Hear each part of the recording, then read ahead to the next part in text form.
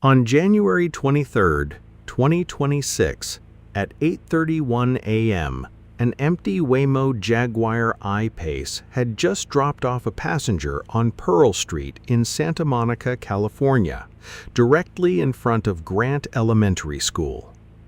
The vehicle turned left onto 24th Street and headed north.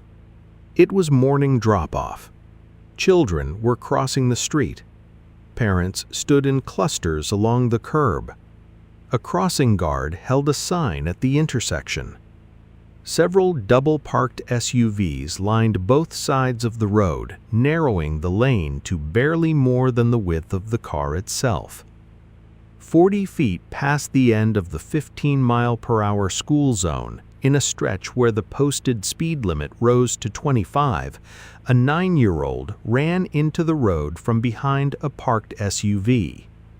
The Waymo's perception system detected the child immediately and braked hard, scrubbing speed from roughly 17 miles per hour down to 6. It struck the child at 6 miles per hour. The child stood up, walked back to the sidewalk.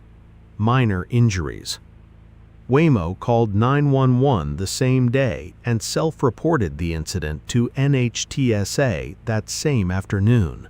Within days, both NHTSA and the NTSB opened investigations. The NTSB's preliminary report concluded that the vehicle did not behave recklessly. It also noted the Waymo was likely exceeding the school zone speed limit moments before the crash. That crash is one data point. Here is another. Through March of 2026, Waymo had driven 226 million rider-only miles across its operating cities. That is more fully autonomous mileage than every other robotaxi company on Earth combined. The company's own Safety Impact Report claims a 13 times reduction in serious injury or worse crashes compared to human drivers across every city where it operates. No other autonomous vehicle company publishes a comparable denominator. No one else can be benchmarked the same way. By every aggregate measure Waymo puts forward, its vehicles are dramatically safer than the humans they share the road with. And yet, in the 7 months between December 2025 and July 2026, Waymo recalled its entire fleet 3 separate times. The company is currently under 2 open federal investigations. Its vehicles struck a child near a school, drove onto flooded roads with no permanent fix deployed, illegally passed stopped school buses at least 24 times, drove into closed freeway construction zones at posted speed, and had multiple vehicles stranded in San Francisco on July 4th, requiring human intervention to recover them. Both of these realities exist at the same time. The aggregate is safe. The edge cases are getting worse. And the question at the center of all of it is which one matters more when you are about to put these vehicles in 20 new cities. To understand what the 13 times safety claim actually means, you have to understand how the math works. Waymo compares its own crash rate against a benchmark derived from national driving statistics, filtered to the specific cities where it operates. The numerator is Waymo's own mileage. The denominator is Waymo's own mileage. The comparison baseline comes from NHTSA's general crash data for those same cities. By that math, the 13 times number holds up. Waymo vehicles are involved in vastly fewer serious injury crashes per mile than human drivers in the same places. But in 2026, the Insurance Institute for Highway Safety published a study that examined Waymo's crash data specifically in Austin, Texas. Their methodology was different. They filtered NHTSA's standing general order data for police reportable crashes only, applied consistent severity standards across all incidents, and compared Waymo's rate not against all drivers, but against Uber drivers covering the same roads. The result was striking. Waymo's police-reportable crash rate in Austin was higher than Uber's. Not higher than all human drivers, higher than the best professional rideshare drivers operating in the same environment. Both findings can be true at the same time.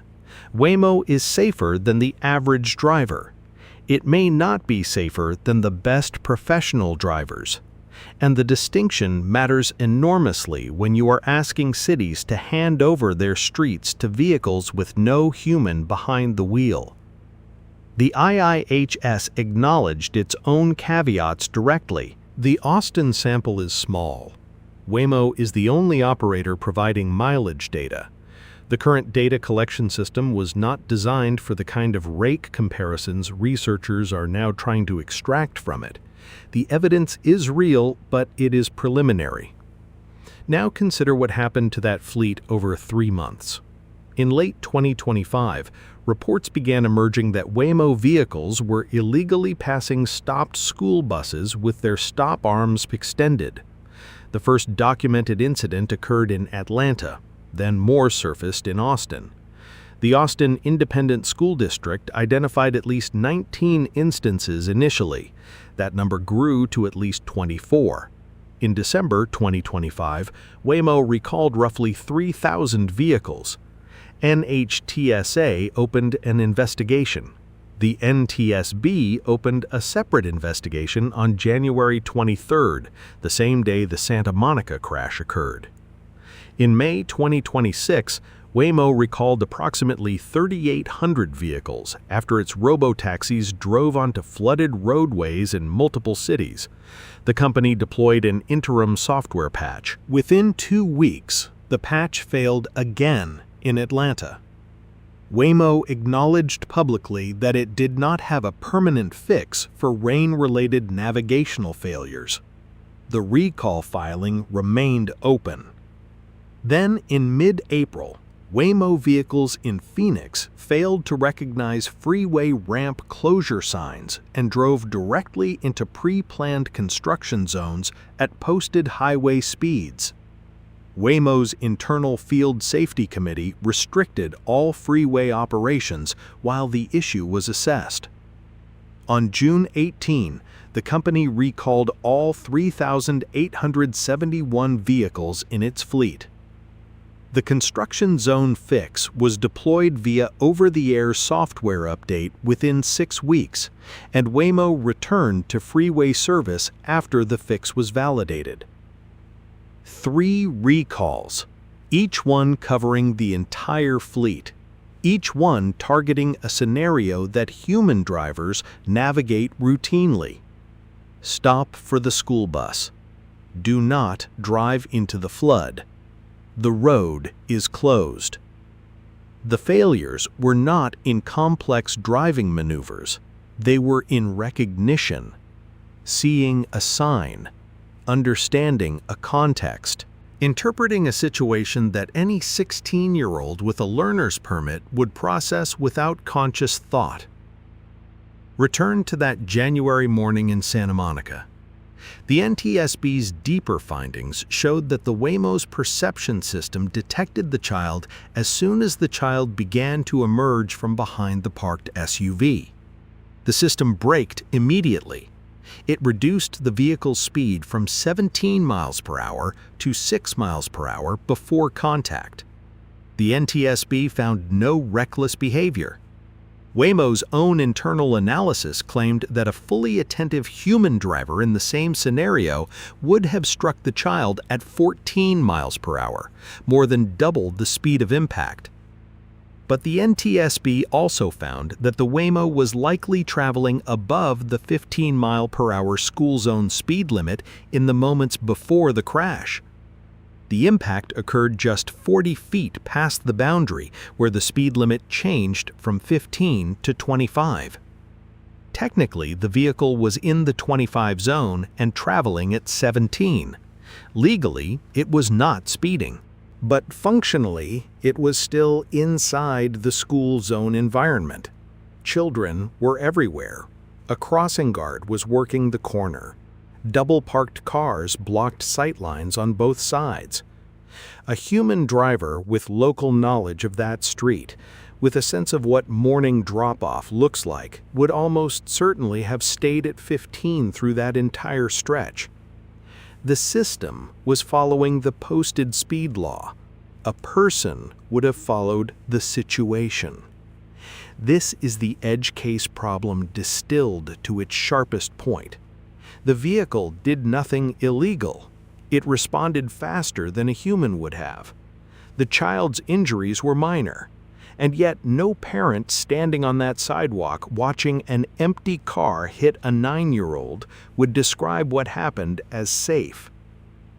The gap between statistical safety and felt safety is the gap Waymo has to close in every new city it enters, and it is entering them fast.